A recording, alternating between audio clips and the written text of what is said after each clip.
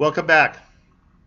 As we proceed with the Athenian history, we also once again have to pause to check out the third actually in sequence of our plays by Euripides, even though this was actually the first one that you read on the syllabus. And this is our final rendition of the story of Electra by Euripides. So you've now seen several versions of the story of the House of Atreus, its trials and travails, as we see the conflict between Agamemnon and Aegisthus, aided by Agamemnon's wife Clytemnestra, that ultimately brings down Agamemnon, but then also will ultimately see the dispatching of Clytemnestra and Aegisthus at the hands of Orestes, aided in different capacities by his sister Electra, depending on the version of the tragedy that you've read. So Electra, Euripides' play, which is in fact chronologically the last one in the sequence of plays relating to the story, was produced in 413 BC. And this we can tell because there is that reference given by the two Dioscuri brothers, Castor and Pollux, or sometimes called Polydeuces, at the end of the work. Now, you may remember that one of the techniques that tragic playwrights could use was the so-called machina, which was the crane that would go above the stage and bring a god in, essentially, to pronounce some type of word about the tragedy that either is going to be played out, that needs to be stopped, or that has already been played out and will have to have a particular punishments or other kind of response from the gods played out. So in the case of this play, because the murdered Clytemnestra, not to mention also Clytemnestra's sister Helen, are both sisters of these two boys, Castor and Pollux. These two show up in order to pronounce their great displeasure at the murder of their sister, and they thereafter pronounce the fates that are going to befall Orestes, Electra, and Pylades. Actually, as punishments go, these are really pretty mild. We are told that Orestes is going to be chased by the Furies, as in fact we saw played out at the end of Libation Bearers by Aeschylus. The Furies do not actually appear in the play, but we're aware that they're coming. And Orestes is going to eventually go on trial at Argos, not Athens this time. So I wonder if the Athenians didn't like that. Although we don't actually know which prize the play received, it didn't win, we're quite sure. So is it possible that the Athenians were very unhappy that the trial of Orestes, that we all know is supposed to happen at Athens, didn't? This is a very unpleasant revelation for Euripides to tell the Athenians when they're in the middle of the war, that a piece of mythology that they like actually isn't true, that Orestes was in fact put on trial at a different city.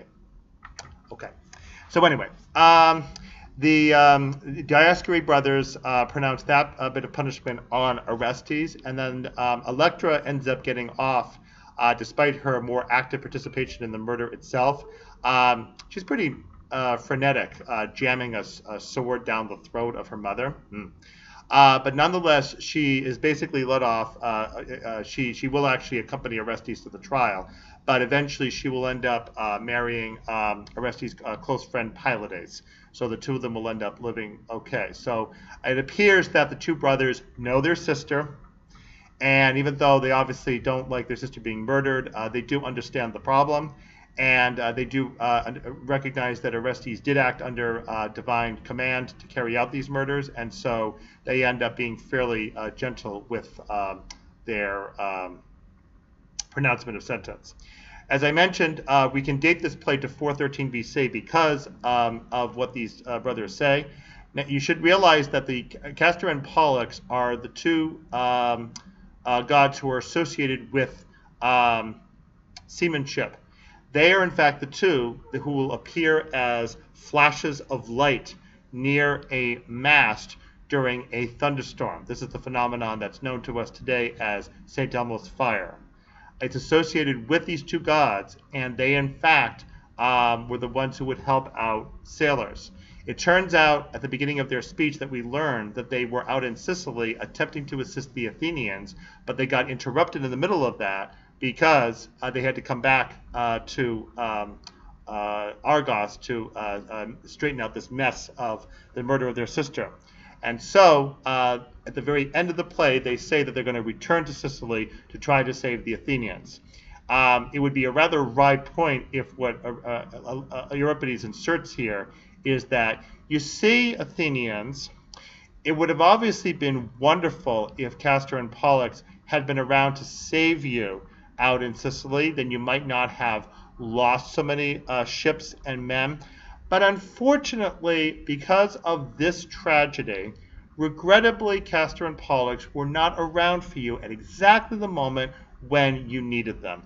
And so because they were away and were not able to get back in time, that may be one of the reasons why the tragedy that you suffered out in Sicily is in fact quite serious.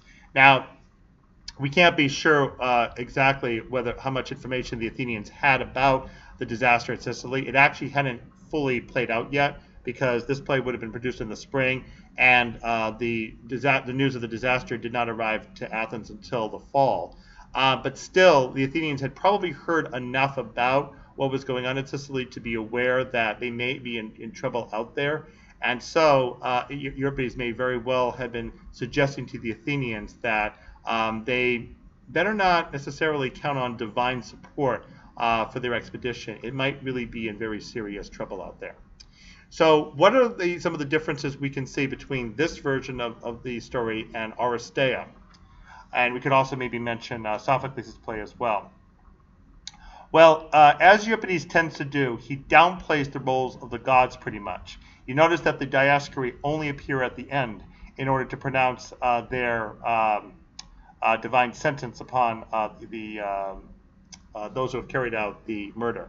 I suspect that gods were really quite fascinating for those who watch tragedies. So I suspect that Euripides' frequent decision not to involve the gods as much might have not always played well with his audience. But in any event, Euripides did not put the gods in as much. So Orestes and Electra pretty much end up carrying out the murder plot on their own devices. Now in this case, we have Electra married to a peasant, rather oddly. The peasant appears at the very beginning of the play, and the peasant is actually almost apologetic about the nature of the relationship between him and Electra, because Electra ends up doing a lot of the housework, including carrying a water jar around that probably was pretty heavy for her to have to carry. The peasant isn't happy about this arrangement, evidently. Electra, of course, has been married this way in order to get her essentially out of the way from the royal palace, so as not to be able to cause any more trouble for Clytemnestra and Aegisthus. So that's a somewhat disturbing, strange element of the story, that Electra, who's supposed to be unmarried, as her name suggests, Electra in Greek means lacking a marriage bed, ends up married. So that's a transformation of the story that maybe the Athenians might have found a little bit unsettling.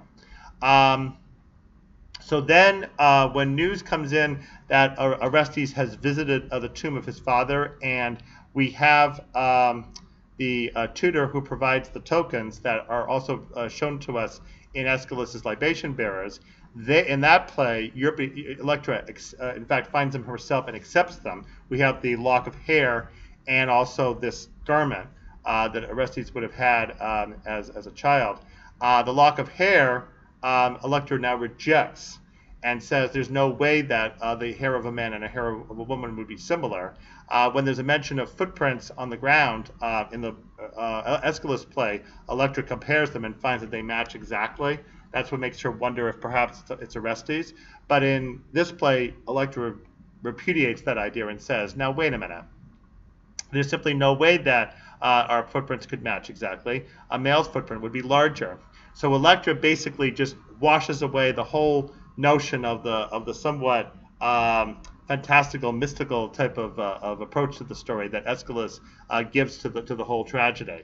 So Euripides is obviously playing with Aeschylus's version there, and chooses to have his audience see right up front his complete rejection of that version. It turns out that instead, Orestes has a scar from an accident that he had at birth involving a boar, and the scar is what finally discloses, with the help of the tutor, the recognition between Orestes and Electra. Thereafter, they get themselves together to plot. And unlike in Sophocles' play, where the tutor has to keep prodding them, here Orestes and Electra are pretty well organized. Orestes actually lures Aegisthus into a trap involving a sacrifice, and Orestes ends up sneaking up and stabbing Aegisthus in the back. And then Clytemnestra similarly is lured into a trap to Electra's house with the news that Electra has become pregnant and is going to soon give birth. Clytemnestra goes into the house, and once again, the murder is carried out against her mother. Electra ends up jamming that sword down her throat. What's strange then, after all this, is that both Orestes and Electra suddenly collapse into a state of deep regret for what they have done. And so Euripides, unlike Sophocles, does not let them off the hook. Even in Aeschylus, when Orestes carries out the murder, he is in fact quite distraught at what he has done, but he stands behind the story that he carried out the murders at the will of the gods. And interestingly, Electra disappears from the scene altogether in that version. So Orestes, of course, is chased to Delphi by the Furies, exonerated by Apollo, and then finally sent off to Athena and Athens for the trial that will exonerate him legally as well and free him from the torment of the Furies. Here, on the other hand, we don't get any of the divine intervention in the tragedy other than just the appearance of the Dioscuri. Instead, it is Orestes and Electra themselves who are forced to confront the full horror of the murder that they have carried out, including, of course, the murder of their own mother. And it's in this recognition that will also, by the way, be paralleled in the final play that we need to describe, Bacchae, in our final Euripides video. Orestes and Electra are almost confronted quite damningly with what they've become in order to have to carry out the murder this way. And as a result, they are not given any kind of cheerful send-off by the chorus, as was the case in Sophocles. Instead, they're forced to recognize right up front the horror of what they've done, and then, of course, to receive the rather unwelcome visitation from the brothers of their victim, who are there to say, "What have you done to our sister?" They are not happy. Not to mention that they're also unhappy at being interrupted in the middle of their important service to the Athenians in Sicily. So this play shows one of the best examples we have from our surviving plays of a myth transformed. And that's a lot of what this course is about. It shows how the same myth can be used in multiple tragedies, and it will serve different purposes for those different playwrights. So obviously, Oresteia was a deeply political play for Aeschylus to comment on the transformation of Athenian government with the elimination of the powerful Areopagus Council. It served a somewhat more humanized purpose for Sophocles, who puts the murder squarely on the figure of Orestes, who successfully carries out a pretty heroic-looking murder to avenge the death of his father. And now finally we have a much simpler story of a brother and sister beset with a really awful family tragedy who do their best to rectify it and end up, in fact, unhappier than before at what they've actually had to do. In our final Euripides play video that will come up after some more Athenian historical videos, we will finally take a look at Euripides' real masterpiece, Bacchae.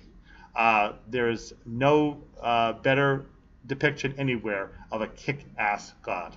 We'll see you for more Athenian history and in time for the video about Bacchae.